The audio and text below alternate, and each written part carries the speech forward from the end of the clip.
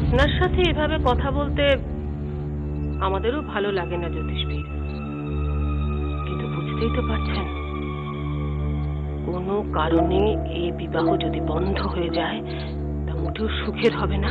নিশ্চয়ই নয়। কাজেই জ্যোতিষবীর, আমরা যেরকম সতর্ক থাকব আপনাকেও কিন্তু একইভাবে সতর্ক থাকতে হবে। বুঝতে পারছি, এখনো তেমন কোনো অনর্থ হয়নি, আমাদের আরো সাবধানে থাকতে হবে। অনেকের মনে শঙ্কা তৈরি হয়েছে, তাই আপনার কাজ হবে আসন্ন নবগ্রহ পূজায় সকলের মনের এই শঙ্কা দূরীভূত করে শুভকে প্রতিষ্ঠা করা।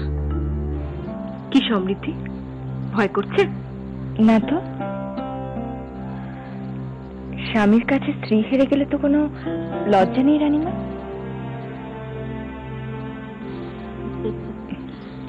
তাও এটা তো খেলা। সে কারণেই তো আমার জিততে কোনো বাধা নেই। সাধু সাধু চন্দ্রত, তোমার ভগিনী সত্যি বিদুষী। কিভাবে হারের লাঞ্ছনাকে মহান আমার গর্বে পরিণত করবে। যাও সমৃদ্ধি, বিজয়ী হয়ে এসো। সমৃদ্ধি ঠিক পারবে, ওকে পারতেই হবে। তুমি প্রস্তুত রাজকুমারী? প্রস্তুত। রসে দুধে মিলেমিশে মজা করে খাই, কন্যা আমার কথার অর্থ বলতে পারা চাই।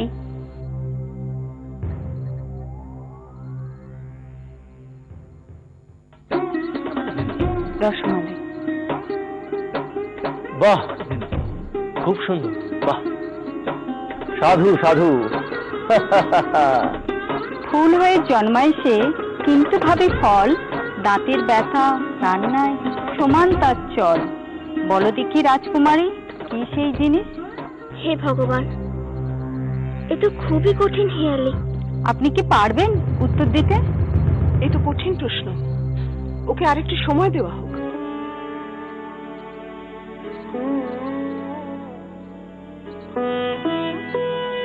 সঠিক উত্তর লবঙ্গ। কি বলবেন? কিছু বলুন। পরেরটা নিশ্চয়ই পারবে না। শুরু করো। এর তরে প্রাণ দেয় বীরেরা, ইনি অন্নদাত্রী, মায়ের সমান। এতেই জন্ম, এতেই বিলীন। বলো তো রাজকুমারী, কি এর নাম? রাজিমা, এ তো অত্যন্ত কঠিন প্রশ্ন। কি যদ্রথ, এবার বলো কি বলবে? রাজকুমারী পারবে মহারাজ, নিশ্চয়ই পারবে। তুমি হারলে আমি আনন্দিত হব ঠিকই রাজকুমারী, কিন্তু কিন্তু উৎফুল্ল হতে পারবো না। উত্তর দাও রাজকুমারী, উত্তর দাও। বেল ধরো ঋদ্ধিমণি, ঋদ্ধিমণি বেলটাকে ধরো। ঋদ্ধিমণি বেল।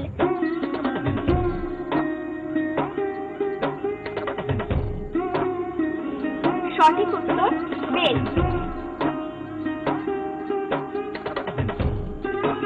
মহারাজ, আমি আমি অভিভূত, আমি বিস্মিত। আসলে আমি শব্দই খুঁজে পাচ্ছি না।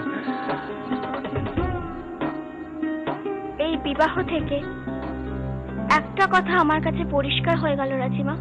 কি খনা?